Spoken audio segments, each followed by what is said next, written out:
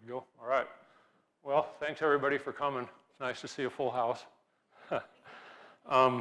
First, I just want to acknowledge Newport High School, Jordan Marshall and Tyler Ward for all their help on this. I mean, really, you guys, I'd love to have this kind of materials for the PUD for our presentation, so we can talk afterwards. So for tonight, I want to also acknowledge a lot of our staff. We've been working on this probably for the last 6 or 7 months. When I got here, you know, thinking about what transpired at the PUD over a period of years. You know, we had the newsprint closure and bankruptcy, you know, and they had to do a bunch of cost cutting and laid off some people. And then it went immediately into the COVID situation, and that was, you know, not pleasant. I can't imagine what that was like to be here. In the meantime, the employees just stepped up like they always do, and they did more with less. And then, you know, about a year ago, then we had 3 of our top senior leadership team leave within that 1-year period. And like the PUD always did, they just took those responsibilities and they distributed it out against people that are already doing more than they probably should be doing and overworking them. And it's just amazing what they've been able to do to hold this thing together. And then after my predecessor, Colin, left, I had two ladies that stepped in to do the interim GM job for almost a year while they were searching for a general manager before I came on board. And so they were working double shift, doing their normal job and then also doing that. And so if you think about it, over about a 5-year period, there was just a lot of distractions that kept the PUD from maybe looking, you know, beyond the horizon and trying to think longer term. Kind of just like you do when there's ever a crisis, you look internally and you take care of the stuff that you have to do. So over the last 6 or 8 months, we've been looking, you know, trying to look over the horizon and think about all the things that are facing us. The market's changing, new regulations, some of our own contracts are expiring and we have new contracts kicking in. So we wanted to just do a longer range plan and really try to evaluate what the impact of all these changes are on our PUD, because they're going to ultimately impact our customers, right? So that's kind of the context of what we're talking about here. So we're going to talk, we'll go a brief history first. I think if there's one takeaway from tonight, I'd like people to walk away from here with a better appreciation for their PUD, for your PUD. These PUDs are a pretty unique thing here in Washington State, and there's a tremendous amount of value that a PUD brings to a community. Current status, we'll talk about the next 10 years, and kind of the topic tonight is going through the 10-year forecast and rate study that we've been working on. Give you the initial results of that rate study, and then kind of talk about maybe what we want to focus on going forward. So the history, I moved to Washington State in 2007. I'd never heard of a PUD before. I went to work for a PUD out in the mid-Columbia region, and it's all brand new to me. And my history had been working for you know, private energy companies and investor-owned utilities, you know, for-profit companies. And when I first went to work for the PUD, it was a real head-scratcher for me because I was used to treating customers as sort of just trying to appease them as best we could appease them while making as much money as we could for our stockholders. And when I got to the PUD and realized that, wait a minute, our customers are our owners or our stockholders, and everything we do is working for them. So it's a very pure business model, and I fell in love with it then, and I've been working in the industry off and on ever since then. So it's a pretty cool thing. Just a couple things I wanted to point out on this slide. Every PUD has a history. You know, the enabling legislation back in 1930, and you know, I've worked and consulted for several PUDs now, and so each one has a unique history, and we have our own story to tell. And I'd like more people to know about it. We have people that are out there today that are trying to take this away from us. You know, we've probably heard of efforts to take out the lower Snake River dams. and breach the dams, there's just a constant pressure to try to, you know, bring back all the fish and take the dams out, even though a lot of the fish mitigation things that utilities are doing are working extremely well, and salmon returns are at almost historic highs. There just seems to be this bent on trying to take out the dams. And if we don't appreciate and know what we have and know the value that it brings, we're less likely to stand up and defend it. So if there's one takeaway from tonight, it's just a better appreciation of what this PUD does for this community.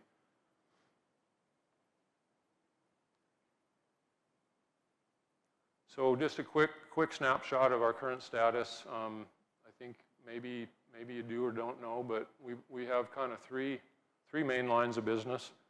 You know, we serve electric customers to the whole county. Pretty much everybody in the county gets electric service from us. You know, we've got, you know, residential, some commercial businesses, small industrial companies, and then we serve one large industrial company, Cascade Digital Mining, Merkle Standard, out here at the old Pend Oreille newsprint. And you know, kind of the category there, so like the small industrial is like a half of a megawatt up to 2 megawatts. That's just the way they're classified. Just to put that in context, 1 megawatt of power serves about 500 average Northwest homes. Just give you an idea how much those businesses consume. 9 water systems listed there. Then we have our community fiber system that, back on that previous slide, you know, we talked about the $30 million grant that the PUD got, you know, several years ago, and was able to build out fiber to a portion of the South County. And some of the things we're looking at currently are some new potential grants to maybe expand that fiber network. You know, the sky's not falling, thank God, you know, to you know, some competent management on the financial side. Our finances are currently in pretty good condition. We get rated by outside independent rating agencies that do a rating on the debt that we issue, the bonds that investors buy to help finance some of our projects. And those are two kind of middle of the road ratings. You know, they're not super high, they're not low, they're just right in the middle. It's a pretty good place to be, and they've rated us stable on our most recent one. So we want to at least keep that and not go backwards, and maybe improve upon that a little bit over time. So here's some of the things that we're looking at on the road ahead. There's a lot here, and if you think about it, we have to think about all these things and plan in advance, because some of them could have pretty big impacts on our operations and on our finances. So here we've got the current Cascade Digital Mining contract expires at the end of September of 25.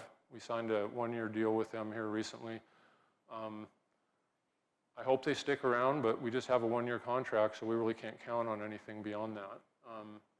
And then we've got, a few years ago, we did a contract with Shell Energy, which basically was a way for us to balance and manage the risk associated with our generation. So we sold our the electricity we generate to Shell Energy, and then they agreed to sell it back to us in a shape that meets the usage of our load by our customers. And so we've been operating under that for a couple years, and that expires at the end of 2025. Then the Clark PUD contract, which you may have heard of, we signed a 16-year deal with Clark PUD to sell the output of our Box Canyon Dam starting in 2026, and that runs through 2041. We have this thing here. We operate under an agreement right now with Avista Energy, the investor-owned utility that's based out of Spokane. And whenever a utility is connected to the bulk electric system, you need to have an entity that can balance on a real-time basis the amount of power that's going into the grid and the amount of power that's coming off. Otherwise, if it gets out of balance, things start shorting out and blowing up, and so it's a pretty delicate operation. Some utilities do that themselves, mostly the larger utilities, because it's a pretty big undertaking to do something like that. We have contracted with Avista Energy to provide that, but that runs out in 2025, so we have to try to renegotiate that with them or find another party to do that balancing authority services for us. And it may be at the same price we're paying now, or it may be for more, maybe for less. So we just got to be prepared for that and try to factor that into all of our forecasting and planning. This boundary settlement agreement here, so this is our most valuable source of energy right now. Back in the day when the plans were to try to build a dam downstream of Box Canyon, there was kind of a fight over who would get the rights to build the dam. PUD tried to get the rights to build it, and Seattle City Light came in and vied for those rights, and they eventually won the license to build Boundary Dam. The PUD fought it, and part of the settlement there was we get an allocation. It's about 5% of the output of Boundary Dam at cost, and so we take that, and that's the supply that we use to supply almost all of our local customers here. It's super cheap. It's much cheaper than our production costs from Box Canyon Dam. We want to try to keep that. It's a very valuable thing. Without that, our rates would have to be much higher than they are now. We did a settlement agreement with them back in 2019. We had a dispute over some things, and anyway, I won't go into the details, but the current agreement expires at the end of 2029, and so we're going to be having to renegotiate some sort of a new agreement with them for the years going forward, and the outcome of that could have an impact on us as well. And then a couple other things, some of the regulations that we're facing. This is Washington state law now. They're constantly, seemingly overreaching and trying to control what people do and how utilities operate.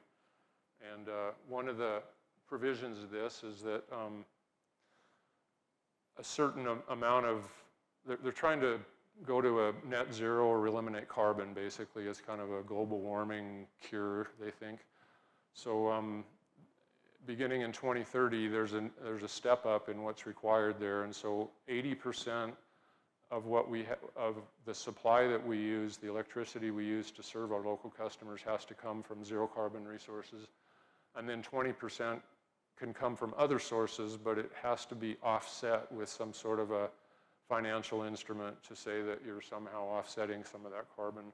The other provision of this is there's a low-income assistance thing here, and instead of allowing our local elected boards with, that have the ear of our customers to determine what's the best way to help our low-income customers, the state is mandating that we have to do things a certain way, and so we're obligated to do that. And the consequences of that is if you have to push more money out to serve low-income customers, something's got to give, so you got to raise rates on the rest of customers, and so it's kind of a distribution of wealth thing. And I'm all for helping low-income customers. It's just better when we can do it ourselves and figure out what works best.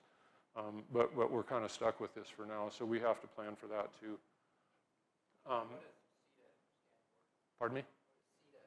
Oh, CETA. CETA is the Clean Energy Transformation Act, passed by the state a few years ago, and thank you. I have that in a later slide. I probably should have waited until then. And then you may have heard of the state's new push to mandate electric vehicles here in the state. So by 2035, they're saying that all new vehicles that are sold in Washington state must be electric vehicles or plug-in electric hybrids. So by 2035, and there's a big push to try to incentivize people to buy electric vehicles now, and I'm not against electric vehicles at all. I almost bought one. I think they're kind of cool, but when they mandate you doing it, it just puts more pressure on the utility and ultimately on the customers, because some people might not want it.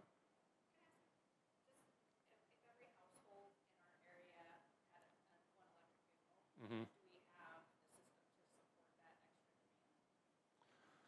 There's two things there. There's the additional electricity consumption, but then there's also the impact on our distribution system. So a typical charger that somebody puts in their garage doesn't have a ton of load on the system, but it's some.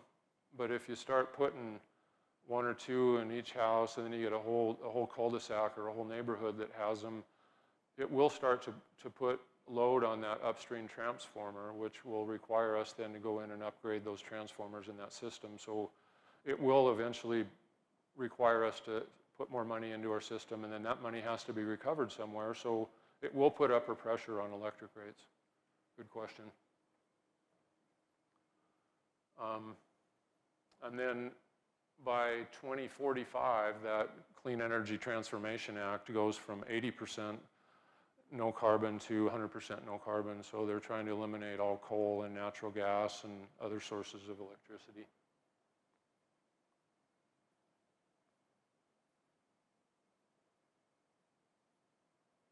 So this is one element of our strategic plan. We're working to develop a new long-term strategic plan that will help guide us into the future through and navigate some of these things that we're talking about.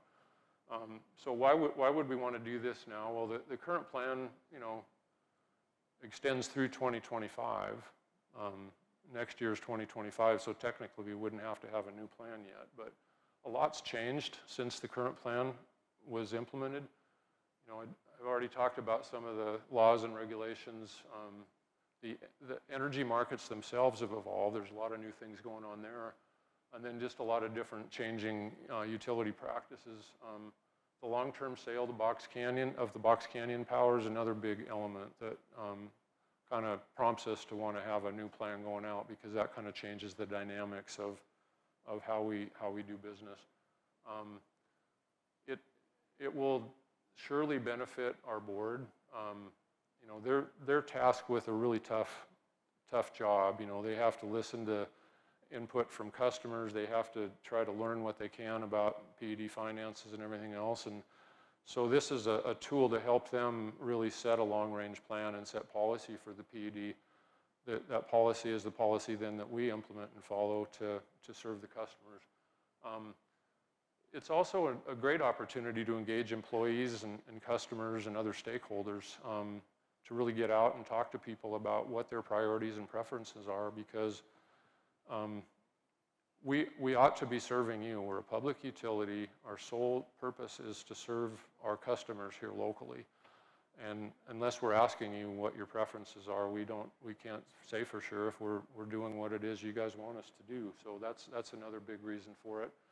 I can say for a fact that management will benefit from a plan. It helps guide our actions in how we do things, how we make decisions, and how we operate the utility from day to day. And then this last item, I think I've seen the results of not doing long-range planning, and it kind of forces, short-term plans, not well thought out plans, and then you implement something, and then a year or two goes by and you go, oh shoot, I wish I looked at the bigger picture here, because I just wasted a bunch of money and now I got to rip that out and put something else in. So this will help us in that way too. So like I said, this 10-year forecast is kind of our baseline to get us set to be able to begin to prepare a longer range plan. We're going to be striving to get some financial policy metrics approved by the board that will give us some guide rails. So, we want to make sure we're keeping our finances in check. We maintain that, stable financial rating so that we can continue to serve our customers day in and day out, kind of ride out some ups and downs and not jack our rates all up and down just, too often. So the plan is just, we picked 10 years simply because it bridges us through some of these events that are likely to have a big impact on our operations and our finances. And it just, it helps us see over the horizon and be a little more productive. Some of the deeper focus areas that we're looking at here that are probably going to be more impactful than some of them. I want to make sure I cover this. So we talk internally a lot about aging infrastructure. I don't know if you guys pay attention to the news, but we just had a big water main break up at Meadowlane Falls water system, and that's a prime example of aging infrastructure and a failure right there. One of the lines was 50 years old and the other one was 70 years old, and when stuff breaks like that and you have an emergency, it ends up costing a lot more to fix it than it does if you can plan it out and schedule it out and replace it on a regular schedule. So, and it also could have been catastrophic in terms of, property damage to homes, roads, people's lives, injuries, and everything else. We were very fortunate that it happened when it did and the way it did. So that's just one example. We have those all over our system. A lot of our electrical infrastructure, we've got substations and things that are 50, 70 years old, and they don't last forever. So we just want to make sure we plan for that, and we have a well thought out plan for how we're going to make sure we can keep up on that and replace things before they break. Hopefully, things are still going to break. We just want to make sure it doesn't happen as frequently or as catastrophic when they do. Aging workforce is another one. This isn't just us, it's industry wide. There was a lot of people that hired in, years ago, 25, 30 years ago, and then there was kind of a lull in hiring, so you got kind of a barbell-shaped workforce in a way. You got a lot of older people and then a lot of younger people. So we want to make sure we plan for that, because some of our older people are the most knowledgeable, the most skilled. We want to make sure we can transfer that knowledge, and maybe we hire somebody, a little bit before that person retires so they can train them and they can transfer that knowledge. We want to be able to attract, develop, and retain the workforce that we need for the future. I could go on and on about how much things have changed since I started in this industry. Used to be this was a pretty steady Eddie industry, not a whole lot changed, but man, over the last 10 years, things have just changed at an unbelievable pace, and there just seems no end to it. More technology, the job that somebody did 30 years ago is almost a completely different job now in a lot of cases because of all the technology and things that come in. So it's very important for us to be able to attract and develop and retain the qualified people we need. This place doesn't run without good people, so that's another important factor. I already mentioned the regulations. Wildfire mitigation is another one. We were required to develop a wildfire mitigation plan this year. Got a team on it, got some help, and I think we came up with a very good product. Wildfire risk is one of the largest liabilities that utilities in the West face today. There's tons of litigation. You've probably seen, even down here, we had a fire down in the Spokane area a couple summers ago, and there's lawsuits going on that right now with Inland Power and Light and everybody else. And so we're trying to do everything we can to do the right thing for our situation. And we can't do what Avista did or what these larger utilities did, but I'm really proud of our team. I think we came up with a good plan. But it will require some additional spending. We're going to have to upgrade some things and make sure we get on top of it. So some of those things need to be factored in here too.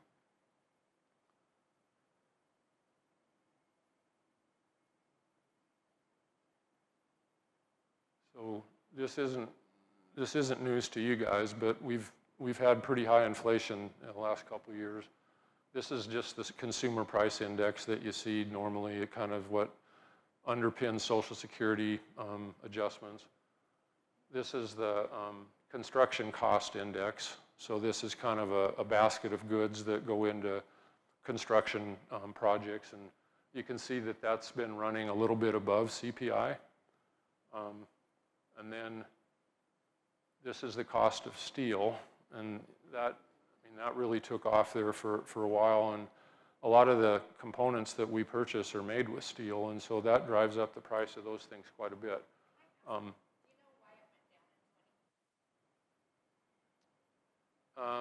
It could just have been the world stopped for a while with the shutdowns and with COVID, so the demand kind of went away, and then once things kind of started coming back on again, I think that's when it started ticking up again. And just to give you just one example for us, so just a normal transformer that we install at a typical residence situation used to cost $1,400. I just talked to Chris today, and we're seeing those up over $5,000 now, and the lead time went from 20 to 24 weeks to 1 to 2 years, and so things haven't recovered yet. We're still facing much higher costs for a lot of the things that we do, and we're doing our best to try to be smart and efficient with what we do, but stuff costs money, and we have to figure out a way to recover that.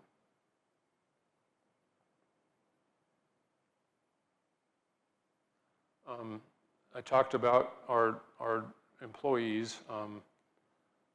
This is near and dear to me. We get a lot of kudos for our linemen because they're on the front line, and they're the guys out there in all inclement weather and hooking people back up and doing some pretty amazing things, really. But I wish people could see what goes on behind those linemen and all the support stuff that happens. We've got some amazing employees throughout the PUD. We've got finance staff, we've got human resources staff, we've got customer service people on the front line, we've got information technology folks, engineering. There's just all of these functions, and without all of them contributing, it doesn't work. And so we have to be able to attract and retain the very best people we can get for each of those disciplines. Otherwise, the service starts to suffer and things get missed, and it ultimately ends up costing more ultimately to our customers at the end of the day if we try to go cheap on employees. I can't stress that enough. It doesn't run without good employees. So this is just a snapshot of our historical count. Our peak was back here in 2015 at 99.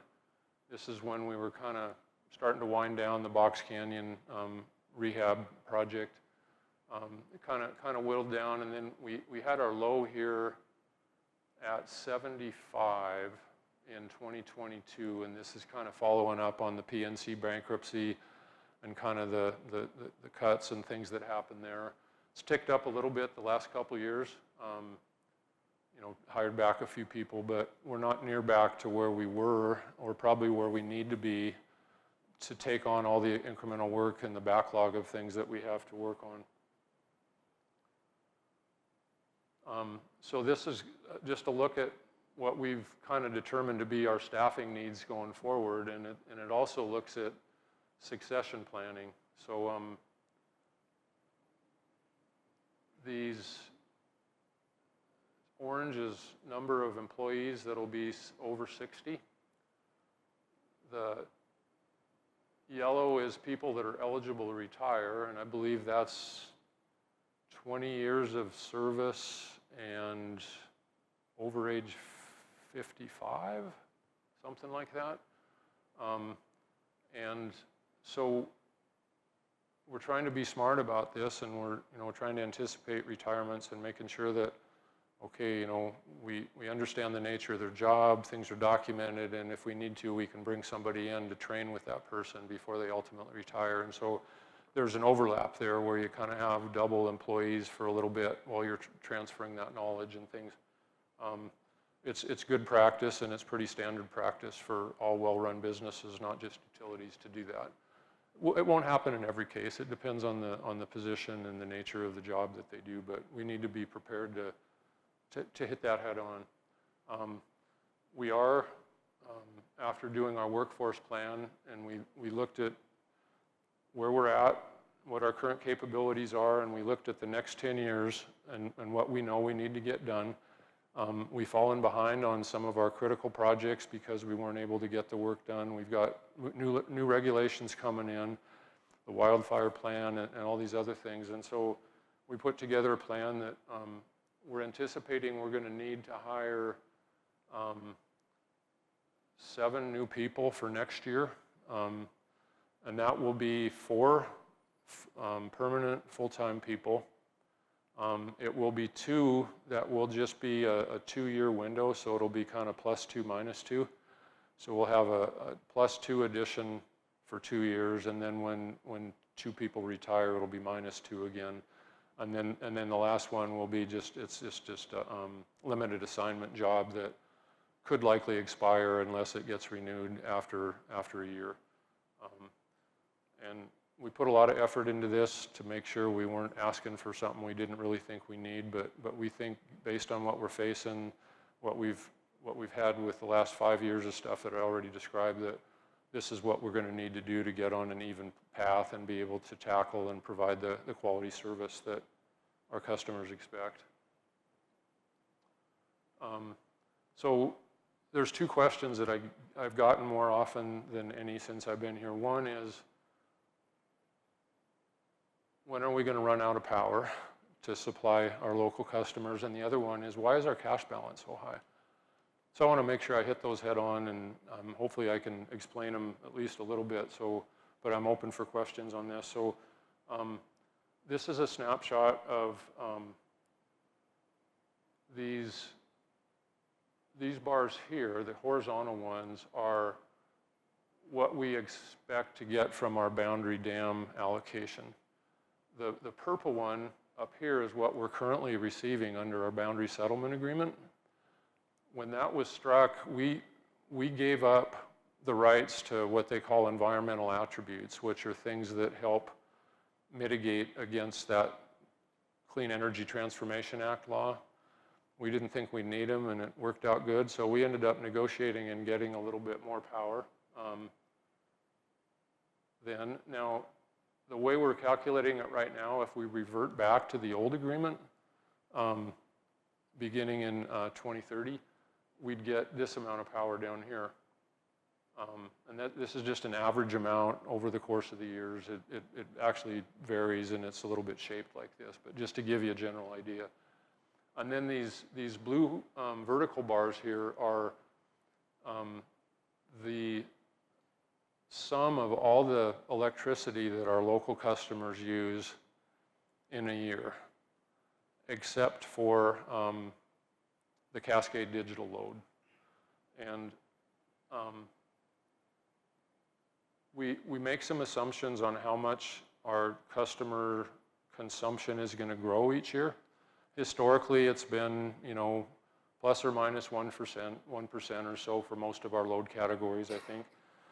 But it's really hard to predict. If we have a big boom up here economically, we could see a lot more customers come connect and hook up. If we see even just 2 or 3 businesses that consume a half a megawatt, like we talked about earlier, that could blow this out of the water. And so we are projecting that we most likely will need to start buying power from the market to meet our local customers' needs, even on a modest load growth scenario. So we're planning for that eventuality. If we have to go to the market, instead of supplying customers with $9 power, we may be paying $50, $60, $70 or more for that power. So if it's just a small amount, it will blend into the $9 and it won't be a huge impact. But if it ends up being a larger amount, it will tend to put some upward pressure on our customers' rates. Now there's still some hope with this. We've got some really smart people working on it to see if we can maybe figure out a way to eke a little bit more out of that boundary settlement. If we're successful in doing that, it'll push this line up and maybe delay the time when we're more on the market to supply local customers load. And then obviously when the Box Canyon deal expires, we'll get all 50 megawatts back from the Box Canyon generation that we can decide what to do with at that time. I won't be here then, and most of us probably won't, but there'll be an opportunity then to make a decision on what to do with that power. If our load continues to grow, there will probably be a desire to keep some of that power home here to continue to supply local customers. Any questions on that? I don't know if I did a good job explaining that or not, but it is a question I get all the time.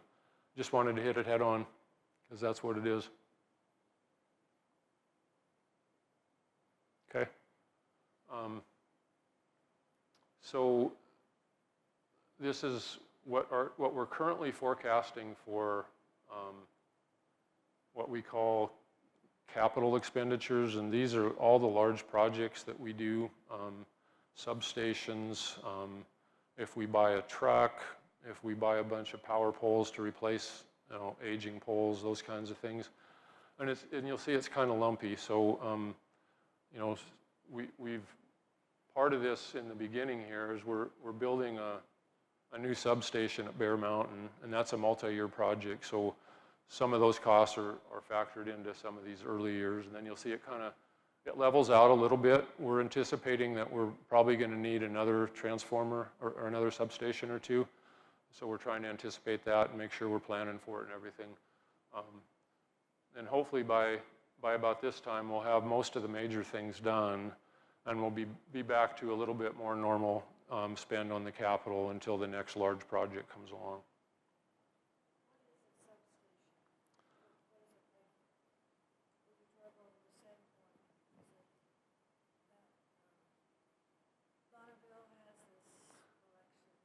Yeah, Bonneville has some substations.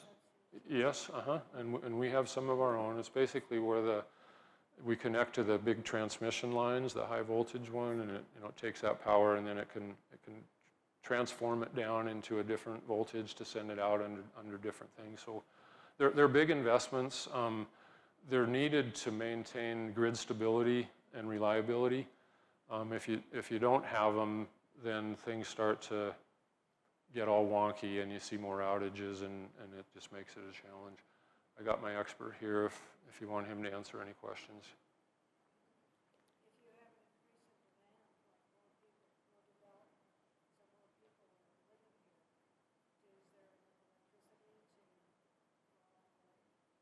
Well, that's kind of getting back to that slide I had before.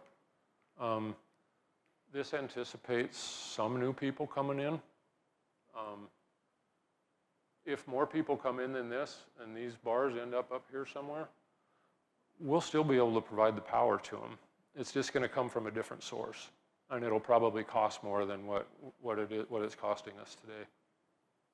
We have experience living in Los Angeles one year, something happened to the power. We were having brownouts at home. Ooh. And also, our son suddenly had a party telephone line that we don't have on telephone for a few days. So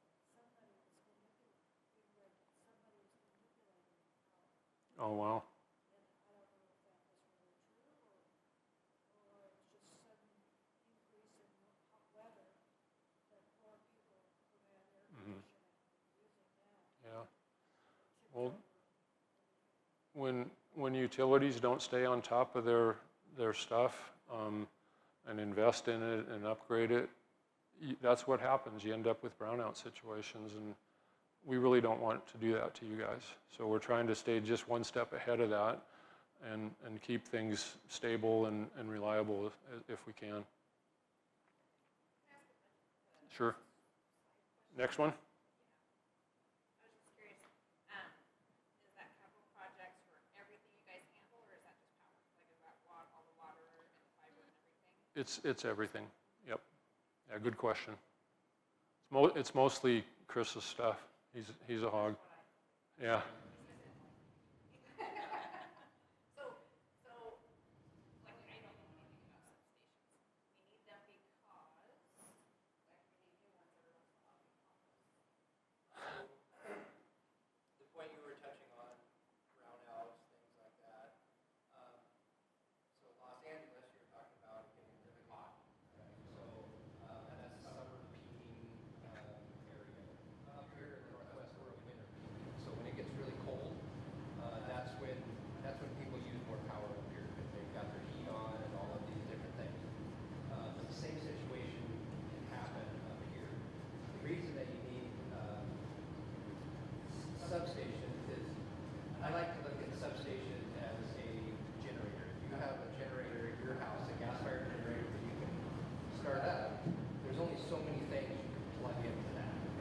plug too many things into it, it doesn't produce enough power, and you'll burn up your generator and you'll just ruin it.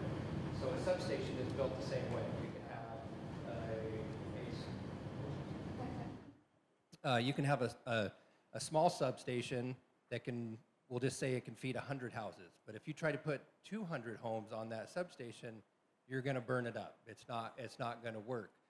So we try to build our substations because we want our substations to last at least 50 years. Anything that we plan for, we're always looking out 50 years. We don't build anything for a year. We build it for 50 years. So we're going to look at our growth, and we're going to, try to hit the sweet spot where we build the right size substation. But if something happens and a lot of people move in or more industry moves in, then that substation might not be big enough.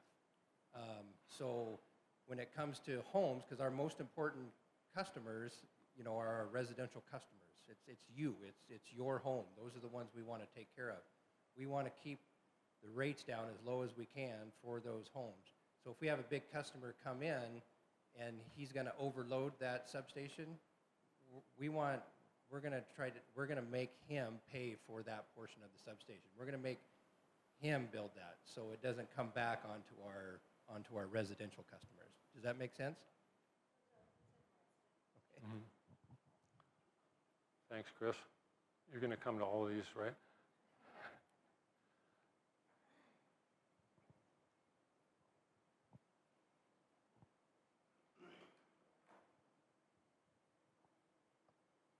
So the other question that I get maybe asked as much, if not more, than where are we going to get the power to serve our customers is our cash reserve levels.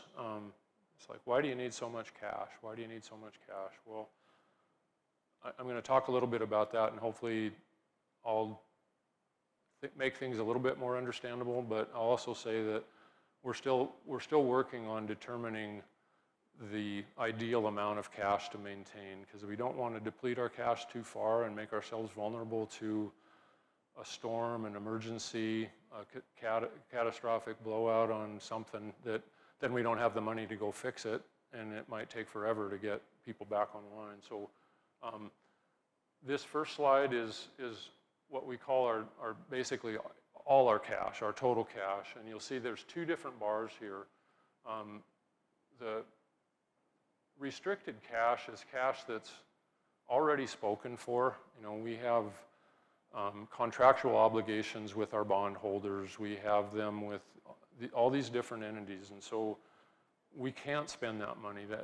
We have to maintain that. It's there for a specific purpose. The blue lines is what we call unrestricted cash, and that can be used just about for any legal reason. So that's the one I want to focus on, is the unrestricted portion of the cash. But before I do that, this slide talks about, I talked about what happened to the PUD in the last 5 years, going back to 2019, right? We had the bankruptcy, we had COVID, we had supply chain issues and all that. So this is a snapshot of what we had budgeted to spend in each year and what we were actually able to spend. And you'd think, well, heck, spending less money is always good, right?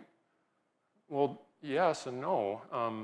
And I'll just use an example here. Let's just say most of us have a car. Most of us like to have our oil changed every 5,000 miles or whatever. Let's just say that I planned on changing my oil. I hit 6,000 miles, and either the oil wasn't available, or I wasn't able to do it myself, or my mechanic wasn't available. And it's like, oh shoot! But I have to keep driving my car, and so I drive my car some more. Next thing, I'm at 10,000 miles, and I still can't get the oil, or I can't get the labor to replace the oil. And then pretty soon, now my brakes are squeaking. And the next thing you know, I'm actually doing damage to my car, because you can't run a car on dirty oil forever. And so when you're in a very capital-intensive business like a utility, where we have aging infrastructure, if we miss a year of being able to do the planned work, which is replacing some of that aging infrastructure and doing upgrades to the system, can probably be okay. If you miss another year, and another year, and another year, and another year, it adds up pretty quickly. And what we've discovered as we're looking at this together is there's a backlog of projects that have been delayed, either because of the cutbacks after the PNC bankruptcy, because of supply chains. We just couldn't get the materials. We had staff turnover, and so whenever you have staff turnover, it delays projects, and sometimes we couldn't get contractors. And so because of that, we underspent what we'd planned to spend by a pretty hefty amount each of these years. And so if you think about it, if we're not spending it, that cash balance just keeps going up, right? But it's a little bit misleading because you still have all this work that you need to do and get caught up on. So the next slide talks about that just a little bit. So here I've taken the unrestricted cash from that prior slide in the blue, and you'll see that sure enough, you know, it has been increasing each year. And you look at that on the surface and say, well, man, you guys are doing awesome. You know, your cash balance is going up, everything's going good. But if we were to adjust that for two things, so the middle bar here is adjusting for kind of one-time revenues that we might receive. We received about $14.5 million total from this PNC bankruptcy settlement. We've received a few $1,000,000 from Cascade Digital. They pay us a fee each month for connecting to our system, and you know, we want to make sure that we can at least account for those, because those are non-recurring things that you just probably won't ever happen again, some of them anyway. And then this bar here is adjusting for the non-recurring items and assuming we would have been able to spend 90% on those capital items that I talked about before. If we had a normal operation and we were able to complete the work that we planned, and that work wasn't planned just for the heck of it, it was actual work that, you know, was determined that needed to be done, our ending unrestricted cash balance would be significantly lower than where it is today. And so, again, partly the cash balance is high because of those things that I just discovered, and this maybe gives you a better idea for where our cash would be had things been pretty much normal those 5 years. So this is my favorite slide. This is my super sophisticated PUD finance model. I've used this before, so all I want to do is illustrate with this. If this is a big cash depository, you know, and the PUD takes in cash, you know, we earn interest income on our investments, and we have, you know, a little bit of income we get over here. We sell some of our surplus power onto the market, and we collect money from that. And we collect money from our customers when they pay their bills every month. So that money comes in here, you know, and hopefully it's reasonably steady, and it's filling up this bucket. But we're drawing cash out of that at the same time to pay salaries, to do some capital projects, to do all the other things that the PUD has to do in order to continue to operate and provide services. A lot of the costs we can't control. Like I mentioned the transformer costs. You know, we're paying, we got to buy a new truck for our line crews. You know, it's 50% more, if not double what we were paying just a few years ago. So costs have just gone up.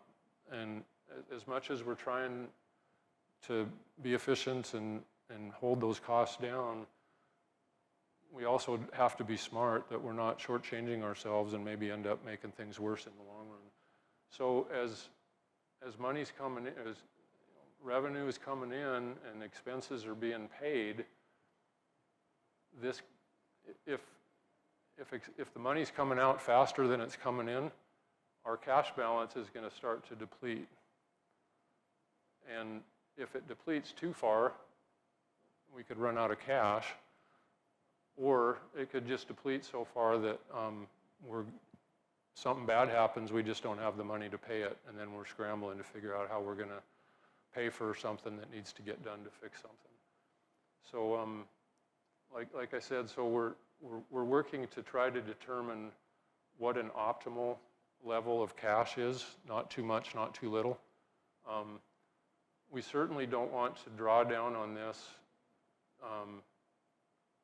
just to delay collecting more revenue for a year or two, because assuming we're at an optimal level, if we draw it down below that level, then all we've done is we've depleted our cash. We still have the same problem because we still have the thing, the money coming in isn't coming in fast enough to pay the money going out, and so basically you're back in the same boat. You've delayed a potential rate increase, but you've depleted your cash into possibly an unhealthy situation. So again, we're working internally to come up with what we think is the optimal amount of cash to carry. We'll be talking to our board and trying to get some policies set up for what we should be maintaining on that, and then that helps us make sure we can manage the utility properly financially. So that rate study I talked about, it's basically just a big bucket like I had. So we take in our, we forecast all of our expenses, our capital expenses, our normal everyday expenses. We forecast all of our capital projects that we think we're going to need to do, and we run it through a model, and we'll see how that everything changes over time. And then the model then calculates what additional revenue we would have to collect over that period in order to make sure we can meet all of our obligations and keep our cash balance at a reasonable level and all that kind of stuff. Basically, continue to operate the PUD in a prudent and sustainable manner. And the initial results showed that, again, we're still working to fine-tune it, but an annual rate increase of about 4.25% for a year would be sufficient to keep us on that even keel. We're still working to fine-tune some of the numbers, and we're expecting that, you know, it'll probably come in somewhere between 3 and 7% a year once we're done, and that includes going out to do new financing to help pay for some of our larger capital projects. If this goes as outlined here, then any rate adjustment that the board would approve would be effective on April 1st of 2025, and then annually after that. But I just want to stress again, it's an ongoing process, and some of these numbers are going to be scrubbed and fine-tuned before anything's final. I wanted to just go over one thing real quick. So this just gives you a snapshot of how our rates currently stack up against a lot of our neighbors and our regional peers. You know, we're still doing pretty good at the low end. If we ended up doing that 4.25% rate increase we talked about, it'd put us up here. You'll see that Franklin PUD, we've got two numbers in here because they've already announced their rate increase. So we showed their current rate as well as their 2025 rate. I attended a meeting last week of all the general managers from all the PUDs throughout the state. We did a roundtable, and I don't think there was one utility that said they weren't raising rates in 25, and some of them had multi-year rate increases planned. So all the things that are impacting us, you guys, I guess that's what I want to stress, they're impacting everybody. And everybody's doing their best to try to get ahead of it, keep the costs down as much as we can, but we also don't want to shortchange our customers and start having brownouts and, you know, having things break and blow up that ends up being short-sighted and cost us a lot more money down the road. So our goal here is just to provide a good long-range plan that really gives management a roadmap that we can go out and execute to make sure we're doing the best we can for you guys, our customers. So I mentioned that we're working on a number of different pieces, and we're trying to be as transparent about this as we can. I think Dave can speak to this. I think we're driving them crazy with all the stuff we're doing here. But we're really trying to, show everything we're doing. We want to be as open as we can with everything so that people can have a chance to ask questions. So we put together this tentative board calendar for the next several months to cover specific topics. So, back on the 15th, we covered the wildfire mitigation and had a 25 budget update. Yesterday, we covered these items. On the 5th, we're covering these. The 19th, that's when we typically have our budget hearing for 2025. Another discussion about our financial policies, and then on the 3rd, which we're required to have an approved budget by the end of the year, and this is typically when we target to have the budget approved is the first board meeting in December. So that's the plan there. We're looking at some water rate adjustments, water rates hearing. This integrated resource plan is a big one. This is what I talked about with that slide where we had the boundary horizontal bar and then all the vertical bars with how much energy our consumers use. This is a way to methodically and systematically look at all of our customers' usage together and then all of our sources of energy supply, and trying to come up with a portfolio that provides the least cost way for us to supply our customers over the long haul. And we got a couple of our best and brightest people working on this with the help of an outside consultant. So we want to make sure we can come up with the best way to serve at the lowest reasonable cost. And then right here, water rates. I'm going to talk about low-income programs. I talked about that CETA low-income assistance, kind of the required one. We want to make sure we can take a deep dive on that, try to evaluate what impact that might have on our customers' rates.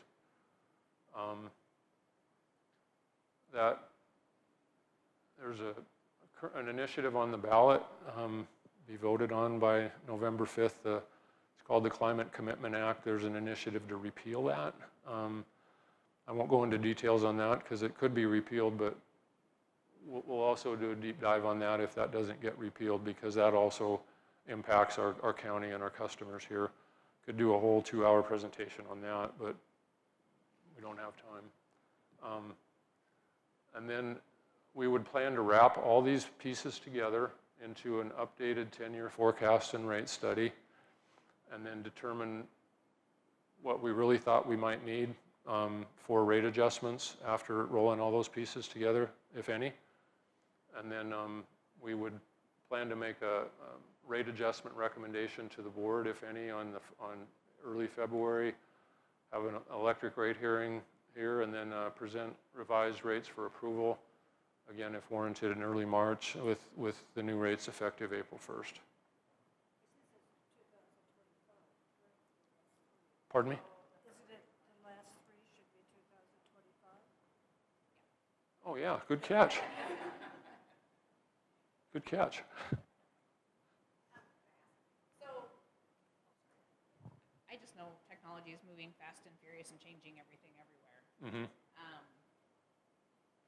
Have you guys already figured in what you're guessing that's all going to cost? Because I can't imagine how much it's going to change all the different areas that you guys serve. What's going to cost? Technology, just updating technology and having to do things differently. Yeah. Everything's changing. So we've had a multi-pronged team in on this, and everybody's weighing in on what they would expect to need over the next 10 years.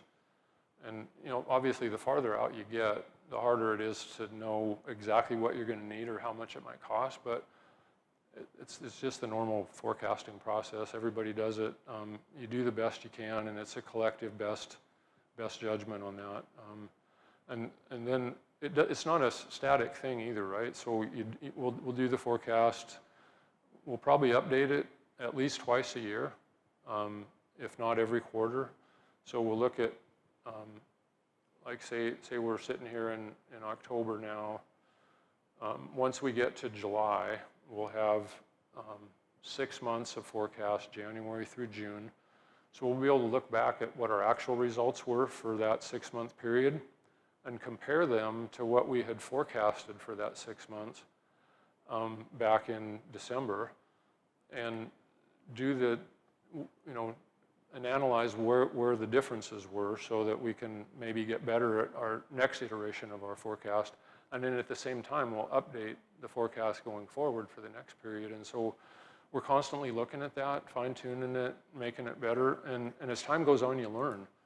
You're like, oh, you look back at the last 6 months, oh shoot, we didn't think about that. Well, next time you will. So it's a learning process. It's in a way, it's kind of like a rolling budget. You're kind of just doing it periodically. So it's a good thing to do, pretty much becoming standard best practice for any utility. So that was way longer than I had planned on. I appreciate you guys sticking with it. Any questions? Any feedback? Things that didn't make sense? I'm just interested in the places that have had these terrible hurricanes. Who funds the recreation of all the damaged electric lines and electric lines? Mm. What agency, where do the aid comes to help people who live there? Lots of utilities had sent crews down to help with that stuff. It's going to be, some of those places are going to have to almost rebuild from scratch. It'll be multiple years, and they're going to take up some of the supply chain of transformers and other things that other utilities are going to need. So it'll have a ripple effect on the whole industry. That's a sad thing. That was a major thing.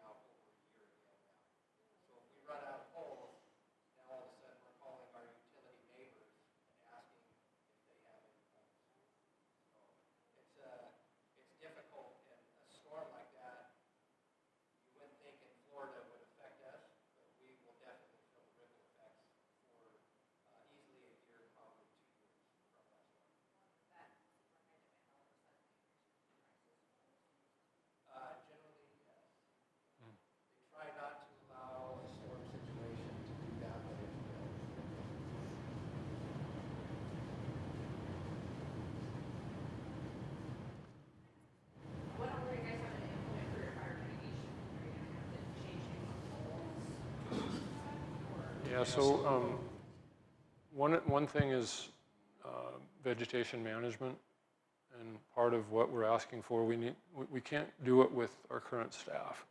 So 2 of those new staff persons are going to be helping with all the vegetation management, just to keep up on it. And then other things are like reclosers and trying to automate some things and making it so that we can set a certain part of the system so it shuts off quicker and stuff like that. And Chris can go deeper on that, but it's mainly vegetation management and what they call system hardening. So putting new devices on your system that can help you be more reactive and proactive when it comes to wildfire mitigation. And then a lot of documentation. So since we have to put in a new plan and we had to file it with the state, God forbid we have a big fire, but if we do, they're going to come in and ask us, what were you guys doing to prevent the fire? And we'll have our plan. But if we're not following behind and documenting everything that we said we'd do in the plan, then in that world, if it's not documented, you didn't do it. And so we need to make sure that we have the people to make sure that we document everything and just do it the right way. So there's a human element to all of this, and we can't lose sight of that. If we do, we'll be in a world of hurt. Yes? Maybe you already mentioned this and I just didn't understand, but if the possible rate increase, I know that the PUD offers, you guys have a NIN program, you have the rebate program, and like you said, costs everywhere are going up, but people's wages usually aren't. Do you anticipate that you're going to see more people wanting to lean on those programs, and if you do, how do you manage that? We do. We have 2 programs currently. One of them just changed because we had to lower the threshold for people that could qualify. So we anticipate if we do raise, there may be some additional demand, and we'll be prepared to deal with it. Mm-hmm.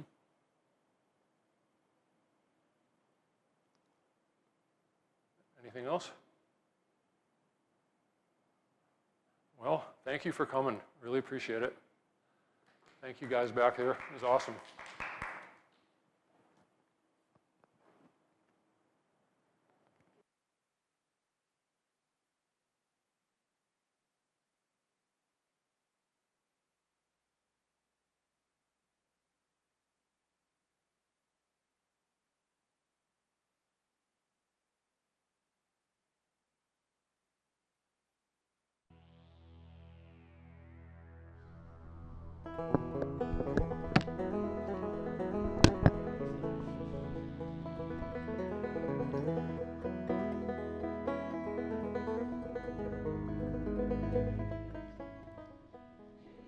Thank you for listening to this broadcast by the Pend Oreille Public Utility District.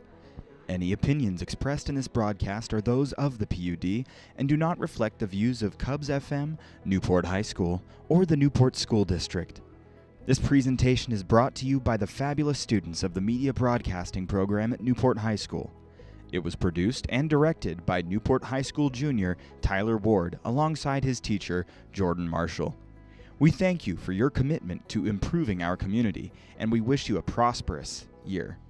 The song playing is Big Country by Bela Fleck and the Flecktones, and you're listening to 91.5 KUBS FM Newport.